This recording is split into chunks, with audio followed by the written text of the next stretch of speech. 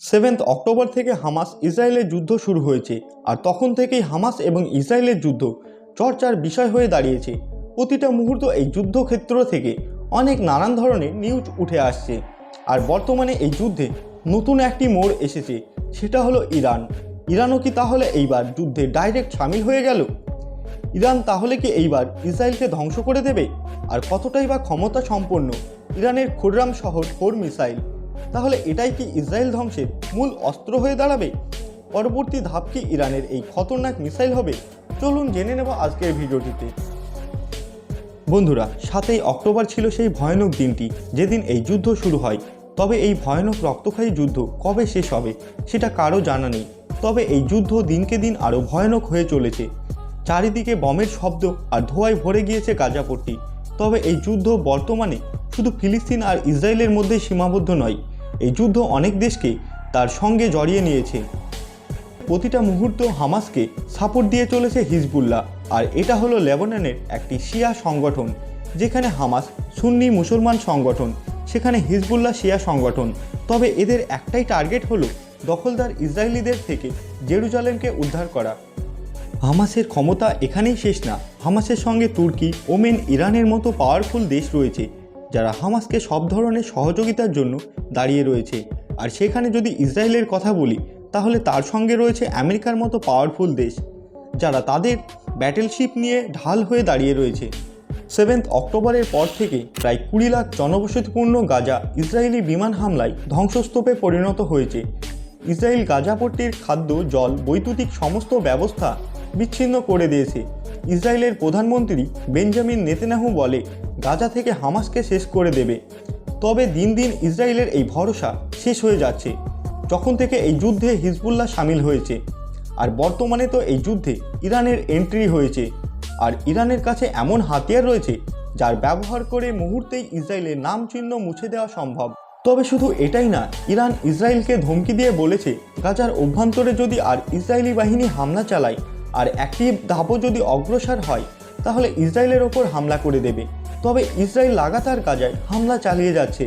Israel সেনারা জানায় বোমা হামলায় গাজার হামাসের কয়েক হাজার ঠিকানা ধ্বংস করে দিয়েছে তারা। শুধু এটাই না, খবর অনুযায়ী গাজার উত্তর সীমানায় ইসরায়েলি সেনারা ঢুকে গেছে। বন্ধুরা, আপনাদের বলে রাখি, গাজায় প্রত্যেকটা মিনিট বোমা বিস্ফোরণ হচ্ছে, যার ফলে সেখানকার স্থানীয় মানুষ আতঙ্কে রয়েছে। অনেক ঘর ছাড়া হয়েছে আর মৃত্যুর সংখ্যা লাগাতার বেড়ে চলেছে, যা 11,000 ছাড়িয়ে গিয়েছে, যার মধ্যে বেশিরভাগই শিশু এবং মহিলা। তবে এখানে একটাই প্রশ্ন উঠে আসছে, যেখানে ইসরায়েল গ্রাউন্ড অপারেশন শুরু করে দিয়েছে, তাহলে ইরান যে ধমকি দিয়েছিল, তাহলে ইরান কি এইবার ইসরায়েলের ওপর হামলা করতে চলেছে? তাহলে কি ইরান খুররাম শহর 4 মিসাইলের ব্যবহার করতে চলেছে? আর এই মিসাইল ইসরায়েলের কতটা ক্ষতি করতে পারে, চলুন জেনে নেব এই মিসাইল সম্পর্কে। তার আগে আপনারা যদি এখনও ভিডিওটি লাইক না করে থাকেন, তাহলে অবশ্যই লাইক করে দিন। যখন ইরানের কথা উঠেই এসেছে, তখন আপনাদের জানিয়ে রাখি, বর্তমান সময়ে মুসলিম দেশগুলির মধ্যে ইরান পাওয়ারফুল দেশ। ইরানের বায়োলিস্টিক মিসাইলের রেঞ্জ এবং টেকনোলজি অনেক অ্যাডভান্স, যেটা জানার পর ইসরায়েলের সাথে সাথে আমেরিকাও ঘাবড়ে গিয়েছে। যদি এই যুদ্ধের ফলে ইসরায়েল আর ইরানের মধ্যে যুদ্ধের সৃষ্টি হয়, তাহলে ইসরায়েল ধূলিসাৎ হয়ে যাবে। আর এটা আমি কেনই বা বলছি, সেটা ইরানের পাওয়ারফুল আর্মি এবং ক্ষেপণাস্ত্র থেকে অনুমান করে নিতে পারেন। ইরান প্রত্যেকটা দিকে ইসরায়েলের থেকে পাওয়ারফুল। এখানে যদি ইরানের সেনাদের কথা বলি, তাহলে গ্লোবাল ফায়ার পাওয়ারের মত অনুযায়ী ইরানের কাছে প্রায় 5 লাখ সেনা রয়েছে। রিজার্ভ সেনার কথা বলতে গেলে ইরানের কাছে প্রায় 3.5 লাখ রিজার্ভ সেনা রয়েছে। ইরানের কাছে 196টি ফাইটার জেট রয়েছে। আর যদি ট্যাঙ্কের কথা বলি, তাহলে ইরানের কাছে 4071টি ট্যাঙ্ক রয়েছে। ইরানের কাছে 69,668টি গাড়ি রয়েছে।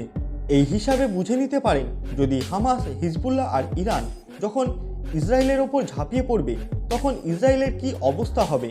বন্ধুরা, এখনও তো মেন কথাটি বলা বাকি রয়েছে, যেটা হলো ইরানের খুররাম শহর 4 মিসাইল, যা কয়েক মিনিটে ইসরায়েলের মতো দেশকে শ্মশান বানিয়ে দিতে পারে। 2000 কিলোমিটার রেঞ্জের এই মিসাইল 1500 কিলোগ্রাম থেকে 1800 কিলোগ্রাম নিউক্লিয়ার ওয়ারহেড বহনে ক্ষমতা সম্পন্ন। তাহলে ভেবে দেখুন, এই মিসাইল ছাড়লে কতটা ধ্বংসলীলা চালাতে পারে। আর এমনই বেশ কিছু সংখ্যক মিসাইল যদি ইরান ইসরায়েলের ওপর নিক্ষেপ করে, তাহলে ইসরায়েলে কেয়ামত চলে আসবে। তো বন্ধুরা চলুন এটাকে ডিটেলসে বোঝার চেষ্টা করি। বন্ধুরা, ইরান এমন একটি মিসাইল বানিয়েছে যেটা শব্দের গতির থেকেও 12 গুণ বেশি স্পিডে ট্রাভেল করতে পারে। আর এই মিসাইল অন্যান্য মিসাইলের মতো না, এটা প্রথমে টার্গেটকে লক্ষ্য করে না, প্রথমে অ্যাটমসফিয়ারকে ভেদ করে স্পেসে চলে যায়, তারপর টার্গেটকে নিশানা করার জন্য পুনরায় অ্যাটমসফিয়ারের ভেতরে প্রবেশ করে। তখন এর গতি 8 গুণ বেড়ে যায়। আপনাদের বলে রাখি, কোনো বস্তু যদি শব্দের থেকে 5 গুণ দ্রুত গতিতে ট্রাভেল করে তাহলে সেটাকে হাইপারসনিক স্পিড বলা হয়। আর এই মিসাইল হাইপারসনিক মিসাইলের মধ্যে আসে। তো বন্ধুরা, আপনাদের বলে রাখি, ইরান যদি তাদের এই হাইপারসনিক মিসাইল একবার লঞ্চ করে দেয় তাহলে কোনো এয়ার ডিফেন্স সিস্টেম এটাকে আটকাতে পারবে না। এছাড়াও খুররাম শহর মিসাইলের আরও একটি কোয়ালিটি রয়েছে, সেটা হলো গাইডেন্স সিস্টেম টেকনোলজি। এটা অ্যাডভান্স মিসাইল যে নিজেকে গাইড করতে পারে আর সামনে আসা সমস্ত বাধাকে অতিক্রম করে টার্গেট পর্যন্ত পৌঁছাতে পারে। আর এর গাইডেন্স সিস্টেম অন্যান্য মিসাইলের থেকে একটু আলাদা, যেটাকে কোনো ইলেকট্রিক ওয়ারফেয়ার জাম করতে পারবে না। আর এই মিসাইল র্যাডারকেও ফাঁকি দিতে পারে। এর স্পিডের কারণে একে র্যাডারেও দেখা যায় না। তাহলে এমন হামলায় ইসরায়েলের কি অবস্থা হতে পারে? বন্ধুরা, আমি আপনাদের বলে দিই, এমন হামলায় ইসরায়েলের এয়ার ডিফেন্স সিস্টেম খুব অল্প সময় পাবে। প্রথমত একে আইডেন্টিফাই করার মুশকিল হয়ে যাবে। সেটা কোন দিকে যাচ্ছে সেটা আইডেন্টিফাই করা, সেটাকে প্রজেক্টাইল এবং ক্র্যাক করা, এসবের জন্য ইসরায়েলি ডিফেন্স সিস্টেমের কাছে অনেক কম সময় হবে। কারণ খুররাম শহরের স্পিড 8 মক হবে। ইসরায়েলে যখন হামাস রকেট ফায়ার করে তখন এর স্পিড অনেক কম হয়, আর ইসরায়েল সেটাকে খুব সহজভাবে ডিফেন্ড করে ফেলে, কারণ তার স্পিড অনেক কম হয়।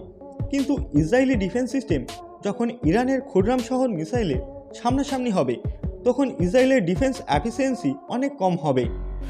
হয়তো 10টার মধ্যে 5টাকে ইন্টারসেপ্ট করতে পারবে, আর 5টা ইসরায়েলের মাটিতে গিয়ে বিস্ফোরণ ঘটাবে। আর যে মিসাইলে 1500 কিলোগ্রাম থেকে 1800 কিলোগ্রাম ওয়ারহেড ক্যারি করতে পারে সে ইসরায়েলের পুরো নকশা বদলে দেবে। আর এমনভাবে যখন এই মিসাইল ইসরায়েলে আঘাত হানবে তখন ইসরায়েল আর ইরান ডাইরেক্টলি যুদ্ধ শুরু হয়ে যাবে। আর যখন ইসরায়েলের সামনে ইরান হবে তখন আমেরিকা পুরোপুরিভাবে এসে ইসরায়েলের সঙ্গ দেবে। আর এই যুদ্ধ দুই দেশ থেকে বেরিয়ে বাড়তে বাড়তে পুরো ওয়ার্ল্ড ওয়ারের সৃষ্টি করে দেবে। তো বন্ধুরা, আপনাদের কি মনে হয় ইরান এই ভয়ানক মিসাইল হামলা করে দেবে? আর যদি করে দেয় তাহলে ইসরায়েলের কি অবস্থা হবে? আপনাদের মতামতটি কমেন্ট করে অবশ্যই জানাবেন। আর ভিডিওটি যদি ভালো লেগে থাকে তাহলে লাইক শেয়ার করতে ভুল করবেন না। এবং আপনি যদি চ্যানেলে নতুন হয়ে থাকেন তাহলে চ্যানেলটি অবশ্যই সাবস্ক্রাইব করে রাখুন পরবর্তী আপডেট সবার আগে পেতে।